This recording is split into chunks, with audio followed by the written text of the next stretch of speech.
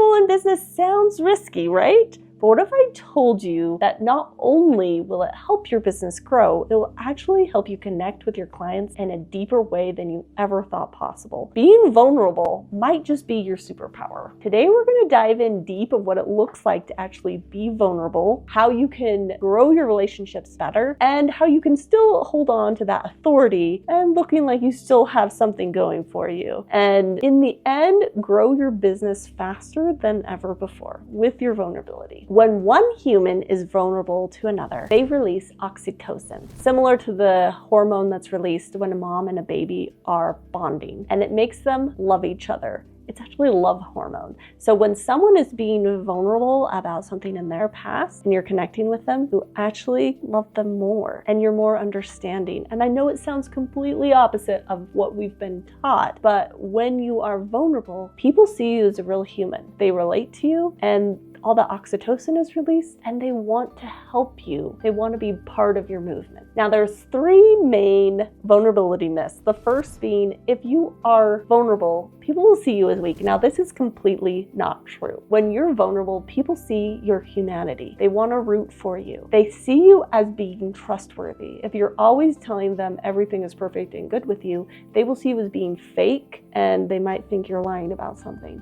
But when you tell them something is wrong and something didn't happen good, then when you tell them something happened well, they're more likely to believe you because they have evidence that you have been honest in the past. The second myth is you have to have all the answers. And we know this is not true. No one has all the answers. And if you share your story of you finding the answers, people are actually even more drawn to you because they're looking for those same answers and they want a story they can follow, a person they can root for. Myth number 3, if I'm vulnerable, I might lose clients or opportunities. This is not true. So first off, you're not going to be sharing every single little fear and shortcoming you have. You're just going to be honest about what is important to that client at that time. That is going to establish trust. So they're going to see that you were honest in some stuff that most people probably wouldn't say, and they're going to immediately trust you more. And people want to work with people they trust, not just something that's perfect, especially in this world where everything is computer generated and all the AI. There's so much of that fake, I'm trying to be perfect, that it's so refreshing to see someone just being themselves and being vulnerable, and people are drawn to that. Being vulnerable creates authentic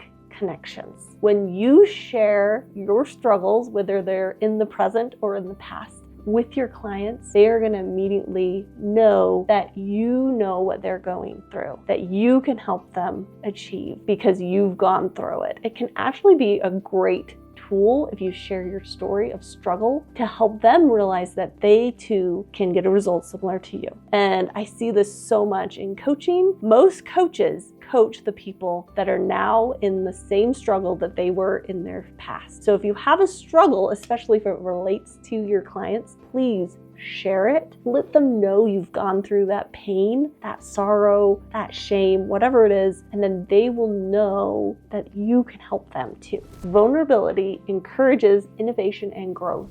When you're open about things that didn't go well, people can give you feedback, and that feedback can be so valuable to getting you past whatever shortcomings you're dealing with now and to grow. Whether or not it's in your own community or in your mastermind or your own coaching that you're in, be vulnerable about things that aren't working out so that people can help you and you can build lasting relationships with those around you. Now, I know what you're thinking at this point. Sure, Katie, it sounds great to be vulnerable, but how am I going to maintain my authority and not look like a total loser if I am vulnerable? Let's talk about what that can look like for you. Here are some practical things you can do to add vulnerability in building your business. Share behind the scenes. Talk about new things you're trying, new things you're learning. And especially if, say, you're doing a new webinar and no one shows up, talk about it. Do some problem solving. Solve the problem and then also share it with your audience. They'll see you as an innovator. They'll see you as someone that gets things done, that's not afraid to mess up. And that will free up a lot for your people so that they won't be afraid to also mess up and to learn and to grow, which is what we all need to be doing, right? One of my favorite examples of being vulnerable is Mel Robbins. She tells people all the time of struggles she has or things that she did that she doesn't like. And in my mind, I think that is probably the number one thing that people resonate with, is her amount of vulnerability and being honest about her journey.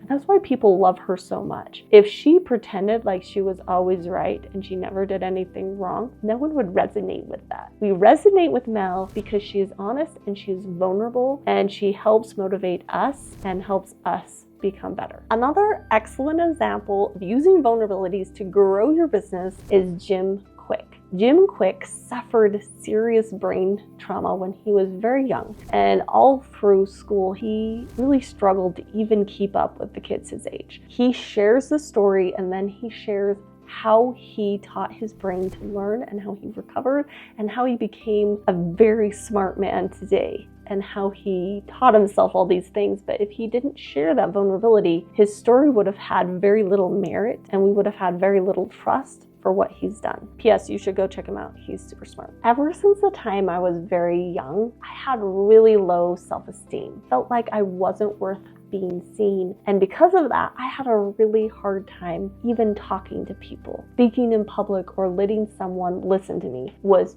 terrifying. When I first decided I wanted to start a YouTube channel, it was a crazy idea. But I learned a lot of techniques as a life coach to help me learn to love myself and not be afraid to be seen anymore. And I had to share that with the world. As I continued to make video after video, I became better and better. And now I don't feel nervous anymore. That first video I made, when I look back at it, I'm almost embarrassed because it was so bad. Guys, you can look up my first video. It's pretty embarrassing, but now I'm even okay with that. I'm okay with you watching my not so great video and seeing my own growth, because the more you apply yourself and you do it, the better you get. And that's one of the things I love probably the most about being vulnerable, is it allows yourself to make mistakes and to fail and to learn from them and to keep moving forward. And I think that's how everyone gets success in the end, is they keep moving forward past those hardships. And if you're pretending they don't exist, if you're not allowing yourself to fail, you're not allowing yourself to grow, and you're essentially stunting your growth. So accept your vulnerability, accept the things that maybe aren't so great about you, share them with the world, grow your business, inspire those around you, and make the world a better place, pretty much. Okay guys, here's your homework. What are you vulnerable in? Share in the comments below. And what are you going to do in your business to grow and show your vulnerability and use it as your new superpower? Because we know those people that you need to help are going to connect with you because you're vulnerable. So let me know. I'm excited to read them, and I will see you next time. Goodbye.